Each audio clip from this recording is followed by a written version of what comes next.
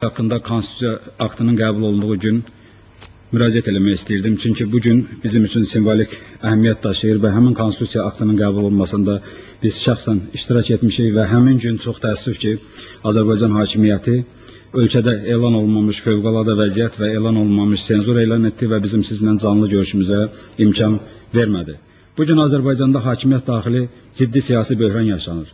Hakimiyyətin nazirləri, böyük məmurları artıq dövlət çevrilişində, korrupsiyada ittiham olunaraq həbs olunur və bu həbslər davam edir. Artıq Fərhad Əliyev, Əli İnsanov, Akif Muradverdiyev, Fikrət Sadıxov kimi ölkədə tanınmış şəxslər, böyük vəzifə sahibləri həbs olunublar və onların evlərindən çıxanlar, onların yaşayış tərzi artıq sizə Azərbaycan televiziyası ilə göstərilir və bu barədə əlavə şərhə ehtiyac yoxdur.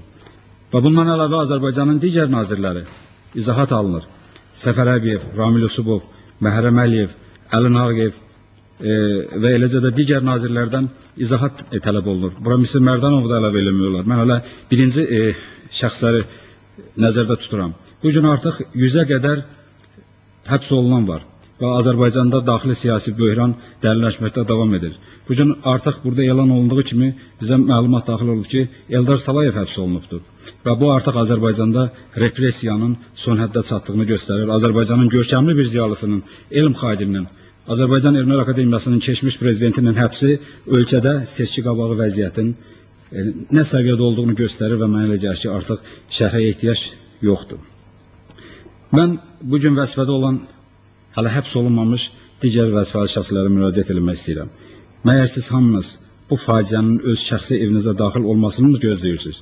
Mənə elə gəlir ki, bugün qərar qəbul etmək vaxtıdır. Bugün həm sizin, həm də tərəfdarlarınızın qərar qəbul etmək vaxtıdır. Bugün Azərbaycan xalqı kimi sizlər də bu rejimin girovuna çevrilmişsiniz və mənə elə gəlir ki, biz birlikdə bu rejimin girovundan azad olmalıyıq və bunun üçün də birləşməliyik.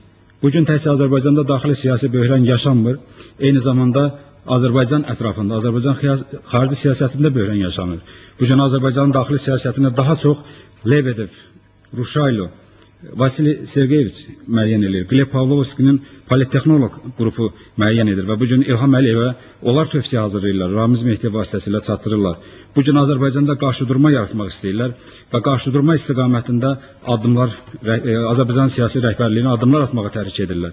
Və mənə elə gəlir ki, İlham Əliyev də ciddi düşünməlidir. Mənə elə gəlir ki, o da seçim qarşısındadır və Azərbaycan bu tarixi şansı qaçırmamalıdır və ondan çox şey asılıdır. Nəyə görə bugün Azərbaycanda xalqın sərbəst toplaşmaq hüququ tapdalanır?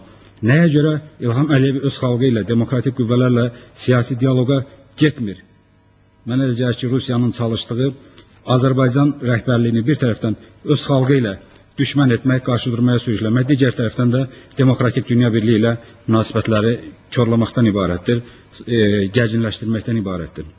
Amma mənə elə gəlir ki, hələ vaxt itirilməyib, vaxt var və Azərbaycan bu şansı düzgün dəyərləndirməlidir. Bu tarixi bir şansdır və mən düşünürəm ki, həm Azərbaycan xalqı, həm onun demokratik qüvvələri və nəhayət Azərbaycanın siyasi rəhbərliyi də düzgün qiymətləndirəcəkdir.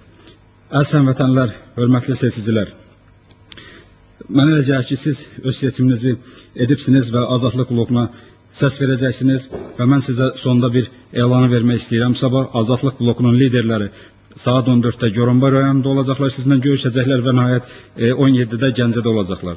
Tanrı sizə yar olsun.